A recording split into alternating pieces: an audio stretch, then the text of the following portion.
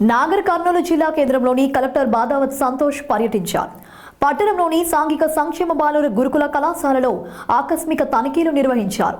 విద్యార్థులతో మాట్లాడి హాస్టల్లో నెలకొన్న సమస్యలు అడిగి తెలుసుకున్నారు. అనంతరం నగరంలోని 9వ వార్డు రామ్నగర్ కాలనీలో పర్యటించారు.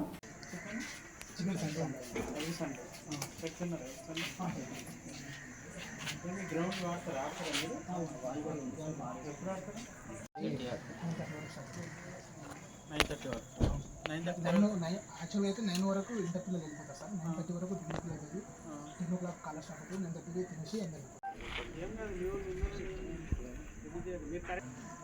సమస్య పరిష్కారం కావాలంటే